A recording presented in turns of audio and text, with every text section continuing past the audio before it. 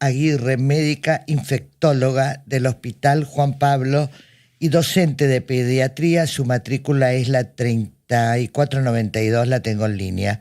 Hola doctora, ¿cómo está usted? Gracias por atendernos. Buenos días, ¿cómo le va? Hola María Mercedes, ¿todo bien? Muy bien, gracias a ustedes por llamar y por concientizar un poco a tu audiencia sobre este problema que tenemos en Ahora, relación al aumento de los casos de sífilis. contame un poquito. El 76% de los casos se concentra en personas de 15 a 30 años. Esto es preocupante. Decime cuál sería la razón por este crecimiento tan alto en sífilis en Corrientes. Sí, en realidad lo que está pasando es que la población sexualmente activa cuando recién inician las relaciones Sí. y entonces los cuidados son eh, menos, ¿viste? Entonces tenemos ese problema porque como sabemos la sífilis, para repasar un poquito, es Sí. una enfermedad de transmisión sexual. Es la más vieja que conocemos, fíjate, desde el siglo XV ya Absolutamente, existe sí, claro. esta enfermedad y lamentablemente sigue existiendo y nosotros en este momento, digo nosotros, me refiero al sistema de salud, ya lo consideramos una endemia, ¿viste? Porque es algo que hace tanto tiempo que no lo podemos erradicar. Y pasa justamente que afecta a esta edad, es por eso, porque el inicio de las relaciones sexuales y los chicos no se cuidan con las medidas de protección como el preservativo, Claro. que es fundamental para evitar este tipo de infección. Ajá. Por ahí uno se asusta un poco cuando le dice el SIDA o el HIV, digamos, en eso tienen un poco más de conciencia, pero cuando habla de enfermedad de transmisión tipo la sífilis no tienen tanta conciencia de gravedad. Y sí sabemos que esta enfermedad a largo plazo puede generar muchísimas complicaciones, incluso puede producir infertilidad y en las mamás, nosotros yo hago pediatría, vemos la sífilis congénita, puede afectar a los bebés y nacer bebés con mucho compromiso que puede ser neurológico, en los huesitos, en los ojitos. Entonces, la sífilis congénita también existe, que es cuando se le transmite la mamá en el embarazo al recién nacido o al bebé que está en la panza, en el Bueno, vientre. lo primero que hay que ver es que los jóvenes no usan preservativos, Exactamente, es la aún forma teniendo la de... gratuidad de poder adquirir el preservativo, no lo usan. Es Pero así. la pregunta que le hago es la siguiente. Cuando vos te contagiás de sífilis, ¿quién es el portador? ¿Es el hombre? ¿Contagia a la mujer? Contame un poquitito cómo sería y cuáles serían los síntomas a tener en cuenta. Y bueno, ahí tenemos para clasificar diferentes tipos, ¿viste? Nosotros tenemos la sífilis primaria, en donde aparece una lesión que puede ser en los genitales, o puede no estar, la mayoría son asintomáticas, porque eso uno habla de portador, pero en realidad no es que portador, las dos personas lo padecen, o sea, la pareja lo padece. Entonces, a veces podemos no tener síntomas y contagiar, ¿viste? Cuando tenés síntomas. Si tiene síntomas, los síntomas, ¿cuáles son? En el hombre y en Bueno, la por eso mujer, Clarisa. Claro, por eso te decía, puede ser asintomática y cuando tiene síntomas puede ser lo que nosotros le llamamos chancro de inoculación, que es la lesión que aparece, por ejemplo, en el glande, en los órganos genitales masculinos y también en la mujer. Y después, ya cuando pasa un tiempo de esto, puede tener fiebre también, pero eso es bastante inespecífico. Y después que pasa un tiempo ya aparece lo que se llama la sífilis secundaria. La sífilis secundaria ya aparece lesiones en la piel como rash, como una urticaria, ¿viste? Y esas lesiones también pueden contagiar. Entonces hay que tener en cuenta el tiempo de evolución, porque lo que tiene de desventaja también esta enfermedad es que se puede volver a contagiar. O sea, nosotros hacemos un tratamiento, que el tratamiento sigue siendo el primer antibiótico que se descubrió, que es la penicilina, sigue siendo ese el tratamiento de elección para la sífilis. Pero una vez que uno hace el tratamiento, si la pareja no hace el tratamiento, se vuelve a reinfectar. O sea que ¿Entendés? Entonces eso es un círculo ahí que es difícil. Nosotros, por ejemplo, en la sífilis congénita tratamos a la mamá, pero siempre tenemos que tratar a la pareja o al papá de porque, esa mamá embarazada, porque si no, pregunto, le vuelve a o sea, contagiar. si la Sí. mamá no se trata, al tener nuevamente relaciones sexuales con la pareja, se vuelve a reinfectar. Claro, si la mamá se trata y se puede curar, Sí. después sigue con esa pareja y se vuelve a contagiar. ¿Entendés? Ajá. Entonces, en el bebé, en el recién nacido, puede ser que la mamá se trató, pero si se volvió a reinfectar estando con la pareja que no se trató, ese es un gran problema también, ¿viste? Ajá. Entonces, me parece muy importante eso, que siempre no es un tratamiento solamente de la persona que tiene el sífilis. diagnóstico, tanto sea los síntomas o el análisis, viste, que se hace por un análisis de sangre muy fácil, que se hace en cualquier laboratorio, se llama BDRL, y se confirma con otra más específica, pero no solamente hay que hacer el tratamiento a esa persona, sino a sus parejas o a su pareja para que la sífilis se corte, pues si no sigue difundiéndose, digamos, Claro. por vía sexual. ¿Se cura la sífilis? Sí, por supuesto, se cura, pero es importante eso, el seguimiento. Una vez que nosotros hacemos el tratamiento, que son 2 o 3 dosis de penicilina, dependiendo del tiempo que lleva de la enfermedad, hay que hacer un seguimiento para ver que los títulos de eso que yo te decía, que se llama BDRL, que es la medición de los títulos del treponema, se llama la bacteria, en sangre, tiene que ir bajando. Ponele que vos tenga 1 en 512, bueno, yo tengo que ir bajando a 1 a 254, a 16, a 8, a 2, y a veces cuando queda lo que llamamos cicatriz serológica, te puede quedar 2 o 1 DILS, así se mide, viste, la BDRL. Eso ahora, puede quedar un tiempo largo, pero se cura. Se cura. El tema es la reinfección. Si nosotros seguimos teniendo conductas de riesgo de no usar preservativo y de tener más de una pareja sexual y todo eso, entonces es importante usar el preservativo, porque si no me puedo reinfectar todas las veces que no me cuido y estoy en contacto con una persona que tenga la enfermedad. Claro, ahora Clarisa, vos haces seguimiento de sífilis en adolescentes en el Juan Pablo II. Lo que yo te pregunto es lo siguiente. Sí. ¿Cómo se detecta, si por N que sea que es asintomático? ¿Cómo vos detectás que una mujer o un hombre, siendo una situación asintomática, es portador del sífilis? Y bueno, nosotros tenemos como conducta, pero eso es una pequeña porción de la población nomás, que a todo adolescente le pedimos serologías para enfermedades de transmisión sexual, no solamente para sífilis, le pedimos para HIV, para sífilis, para hepatitis B, C. Tenemos como rutina pedir a los adolescentes, pero como te digo, esta es una pequeña porcioncita de la población, ¿viste? Entonces, ahí podemos detectar. ¿Viste? Y nosotros lamentablemente ¿En sangre? Por la sangre. Exactamente, esto que yo decía, la BDRL. Claro. La BDRL una vez queda positiva, porque es una prueba de tamizaje, viste, que me puede dar un falso positivo, se llama, cuando algunas enfermedades o algunas reacciones cruzadas hacen que me dé positivo y el paciente no lo tenga. Entonces tengo que confirmar una vez que la BDRL me da positivo con otra técnica, y ahí asumo como sífilis y empiezo el tratamiento. Y después tengo que hacer el seguimiento para ver que ese valor que tenía inicialmente vaya disminuyendo hasta desaparecer. Doctora, el 76% de los casos son de chicos de 15... Adolescentes, sí. Adolescentes que van de 15 a 30 años, según este reporte que estamos leyendo. Y sobre esto quiero preguntarle qué importancia le da a la ESI, a la educación sexual en los colegios, qué pasó en ese sentido, ¿no? De un tiempo a esta parte.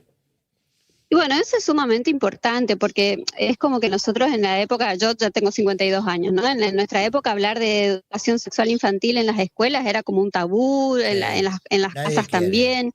Y eso tiene que cambiar, y de hecho ya hay una ley por la cual hace varios años que se tiene que hablar en las escuelas sobre la educación sexual infantil y enseñar a los chicos a cómo cuidarse. Porque lamentablemente nosotros estamos expuestos a todas estas enfermedades, y los chicos van a tener relaciones sexuales como es naturalmente, como sucede en la vida, digamos, pero lo que tenemos que estar nosotros atentos como papás y como profesionales de la salud es ayudarlos y acompañarlos a que ellos sepan cuidarse y cómo cuidarse. Porque por ahí ellos tienen vergüenza, pero en los colegios, entre los profesores y los mismos compañeros, tienen que tener un aporte, un apoyo para que ellos puedan sacarse las dudas y saber qué significa todas estas enfermedades de transmisión sexual y cómo evitarlas, cómo prevenirlas. Hay un acompañamiento en casa también, ¿no? Que tenemos que hacer más allá de lo que se pueda dictar en la escuela. Clarisa, buen día, Melanie te saluda.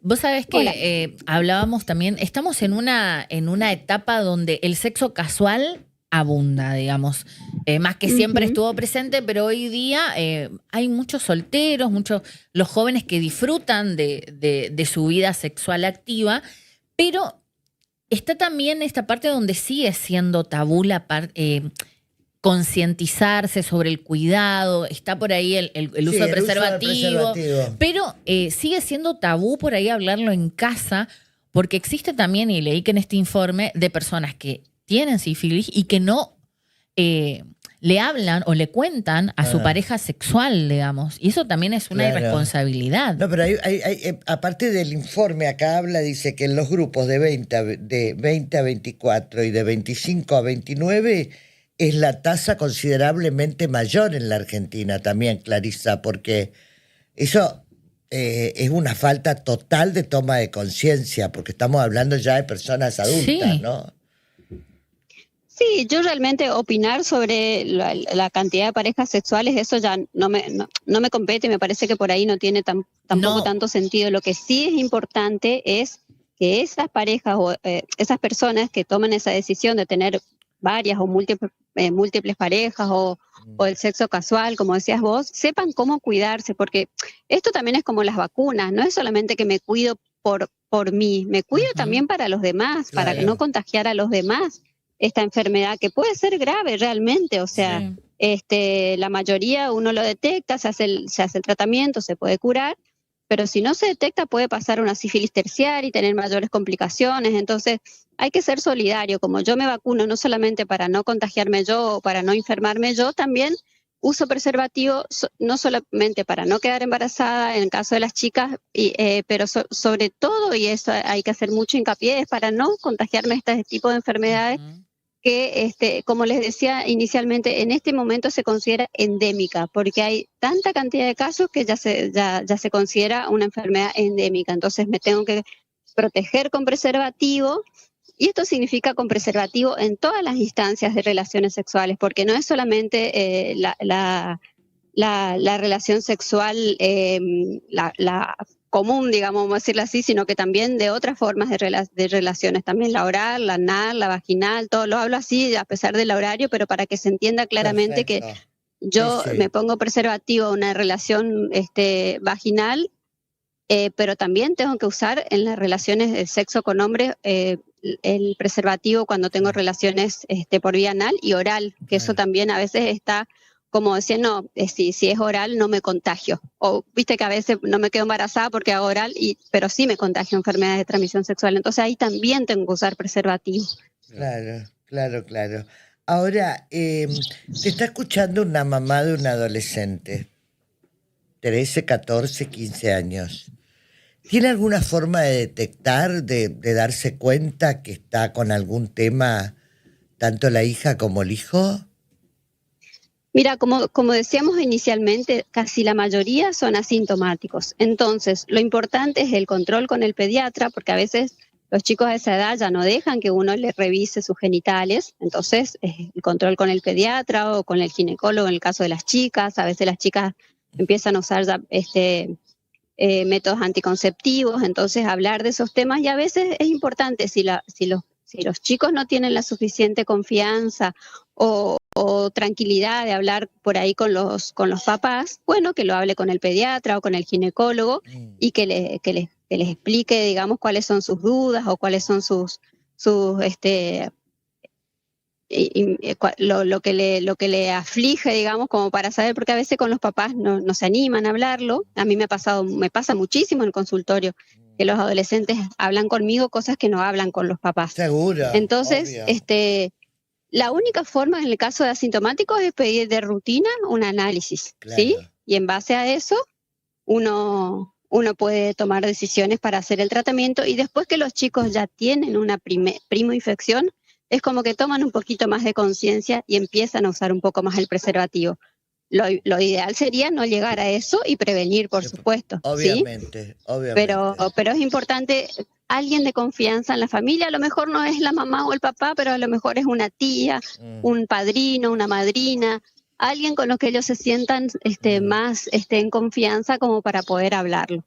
Y usar preservativo, porque esta enfermedad se cura, pero hay otras que no, como la hepatitis, que uno por ahí la tiene olvidada, la hepatitis B, la hepatitis C y por supuesto el HIV, que son menos frecuentes, pero también existen y esas no se curan. Y la importancia de las vacunas también, hablaste de la hepatitis, hablaste, qué importante, porque hay gente que no se está vacunando, pero esto no solo acá, sino en el país.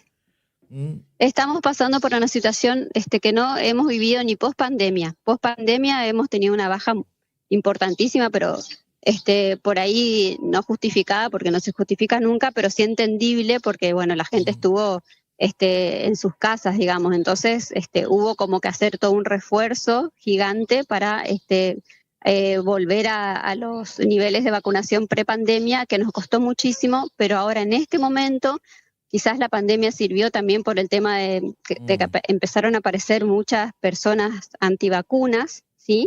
Y eso hizo un poco que la credibilidad de la población en relación a las vacunas se vio como afectada.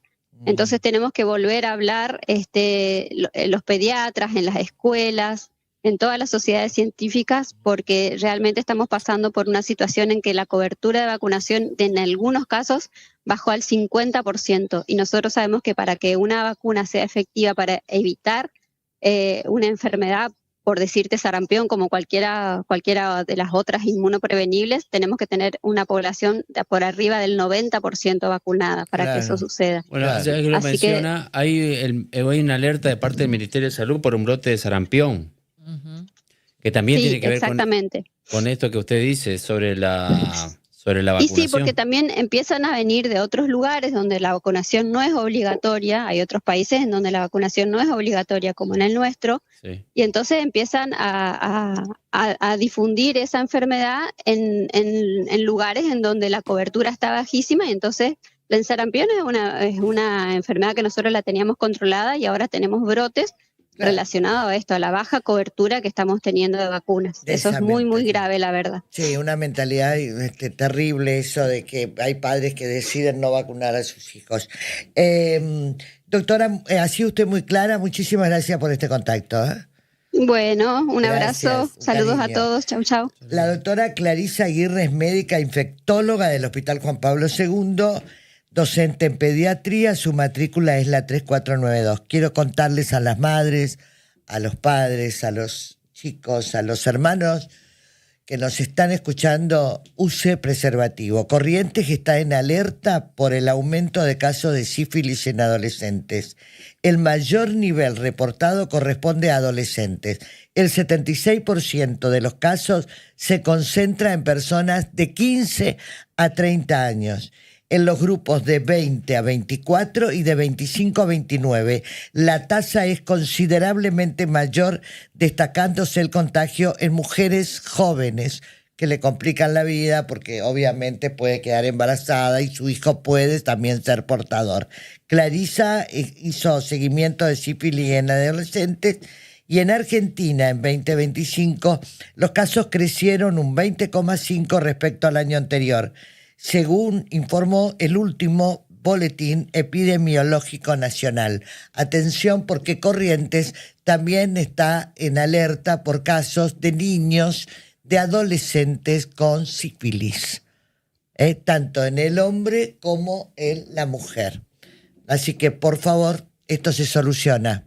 No sea forro, había una publicidad que decía, en una época, no sea forro, usa forro, ¿no? Así literal, usar preservativos. Mira qué lindo lo que traes. Pero es lo que hacía la publicidad. ¿Hacía? ¿Viste que falta? No falta sea también, forro, ¿no? No sea forro, usa forro. Bueno, eso era campaña de concientización. Sí, te acuerdas, el tema del eso HIV, tampoco ya no hay. No. Eso tampoco hay. No hay campaña de concientización, no hay publicidad que te diga esto. Por eso a veces también hacemos estas cosas para que usted sepa. Hay muchas cosas que en este país, las vacunas, la prevención, el tomar conciencia, se dejaron de hacer con este gobierno. Entonces lo hacemos, tratamos de ver cómo podemos paliar la falta de información. El preservativo es sumamente importante. Y hay gratuidad de preservativos. Claro, y no solamente para la protección del embarazo, sino también para la sífilis, herpes genital, gonorrea y todas las infecciones de transmisión sexual, María. Así es. Así es. Bueno, así que atención con este tema, crece el tema de la sífilis. Tenemos una presentación de un libro que te pedí que me hagas acordar. Exactamente, va a ser este viernes 28 de noviembre aquí en el Instituto de Cultura. En este caso, Moni Munilla presenta su libro Cuentos con Alas. Esto va a ser a las 20 horas el viernes 28 de noviembre en Patio de la Cultura Marité Salas del Instituto de Cultura de Corrientes, San Juan 546. Recibí una invitación, agradezco públicamente, tengo el agrado de invitar a usted al acto de Asunción Municipal que se va a llevar a cabo el día 10 de diciembre del 2025 a las 20 horas en la Plaza 25 de Mayo, en el inicio de una nueva etapa llena de esperanza para nuestro pueblo. En dicha ceremonia prestaré juramento como viceintendente junto al intendente doctor Fernando Echeverría y firma la doctora Ana Laura Acevedo, que me invita muchas gracias a la invitación. El 10 de diciembre asumen todos, ¿eh? El 10 de diciembre yo... Algunos el 9, como Mariano Ormachea y el de Mercedes, Semborain. Bueno, yo iba a traerte lo de la Cámara Legislativa. Contame. El 9 hoy es la última sesión ordinaria de diputados. Después vemos si hay prórroga y demás. Pero en cuanto a lo saliente, digamos, hoy asume Lucía Pereira.